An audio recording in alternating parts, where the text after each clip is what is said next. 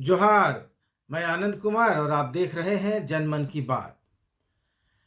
आगे बढ़ने से पहले अगर आपने मेरे चैनल को सब्सक्राइब नहीं किया है तो कृपया इसे सब्सक्राइब कर लें। साथ ही बेल आइकॉन दबा दें ताकि मेरे नए वीडियो की नोटिफिकेशन आप तक पहुंचती रहे। और साथ ही वीडियो अच्छे लगे तो इन्हें लाइक शेयर करें और कमेंट करके अपनी प्रतिक्रिया मुझे बताते रहें। तो शुरू करते हैं आज की बात। आज 3 बातें हैं। पहली बात कि ईडी का अगला निशाना कौन है, वो कौन जनप्रतिनिधि है जिससे ईडी अगली पूछताछ करेगी। दूसरी बात कांग्रेस में मचे घमासान की, और ये भी बताएंगे कि किसके विधायक के पीए पर लव जिहाद का मामला चला और असल में सच्चाई क्या थी। उसके बाद हम बात करेंगे कि युवाओं को रोजगार देने का वादा करके सरकार जब सत्ता में आई थी, उसने युवाओं को रोजगार देने के बदले करोड़ों रुपए किन पर खर्च कर डाले। तो शुरुआत करते हैं अनूप सिंह से।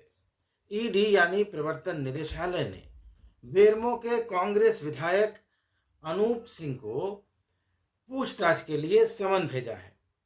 अनूप सिंह को 24 दिसंबर को रांची के ईडी ऑफिस में पूछताछ के लिए आने को कहा गया है। आपको याद होगा कि बेरमो से कांग्रेस विधायक अनूप सिंह ने कोलकाता से 50 लाख रुपयों के साथ गिरफ्तार हुए कांग्रेस के 3 विधायकों, जामताड़ा के विधायक डॉक्टर इरफान अंसारी, कोलेबिरा के विधायक नमन विक्सल कोंगाड़ी और खिजरी के विधायक राजेश कच्छप के खिलाफ थाने में एफआईआर कराई थी। यह एफआईआर रांची के अरगोड़ा थाना में दर्ज कराई गई थी। इस केस को ईडी ने पिछले नवंबर महीने में टेक ओवर कर लिया था। अनूप सिंह ने इन तीनों विधायकों के खिलाफ 31 जुलाई 2022 को एक जीरो एफआईआर दर्ज कराई थी और आरोप लगाया था कि ये तीनों विधायक झारखंड में हेमंत सोरेन के नेतृत्व में चल रही गठबंधन सरकार को गिराने की साजिश में शामिल थे।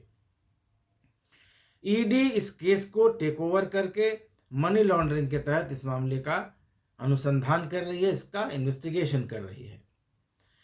और इसी मामले से जुड़ा मान ले, या इसे क्या कहेंगे, कि पिछले महीने ही अनूप सिंह के यहाँ इनकम टैक्स की रेड भी पड़ी थी।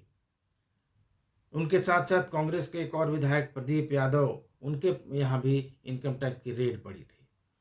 तो बताया जाता है कि इनकम टैक्स को अनूप सिंह के ठिकानों पर, जहाँ उनके यहाँ छापेमारी पड़ी थी, वहाँ टैक्स की चोरी से संबंधित कई दस्तावेज भी मिले हैं। और इसके बारे में पूछताछ के लिए अनूप सिंह को इनकम टैक्स के ऑफिस भी बुलाया गया था। हालांकि अनूप सिंह का दावा है कि उन्होंने कोई टैक्स की चोरी नहीं की है और वे आयकर के हर सवाल का जवाब देने के लिए तैयार। उधर कांग्रेस के अंदर भी घमासान मचा है। 2 दिन पहले यानी 14 दिसंबर को जामताड़ा में कांग्रेस की भारत जोड़ो रैली थी। इसमें निलंबित विधायक डॉक्टर इरफान अंसारी के समर्थकों ने बवाल काटा था। उस कार्यक्रम में प्रदेश कांग्रेस के अध्यक्ष राजेश ठाकुर मौजूद थे। उनके सामने काफ़ी बवाल हुआ, धक्का मुक्की हुई। इरफान अंसारी के समर्थकों ने किया, माइक छीन लिया, नारेबाजी करने लगे और वहाँ बड़े हंगामे की स्थिति पैदा हो गई।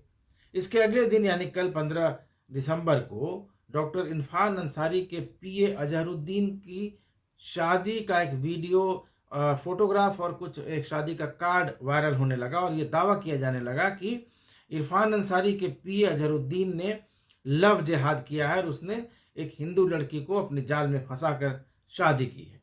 हालांकि आज इस बात का खंडन किया है अजहरुद्दीन ने और उन्होंने अपनी शादी का सर्टिफिकेट जारी किया और ये बताया कि ये शादी जो थी वो दोनों परिवारों की, यानी लड़का और लड़की के परिवारों की सहमति से हुई थी और इसमें जो लव जिहाद का एंगल बताया जा रहा था कुछ जगहों पर, वो बिल्कुल बेबुनियाद है, बिल्कुल गलत है।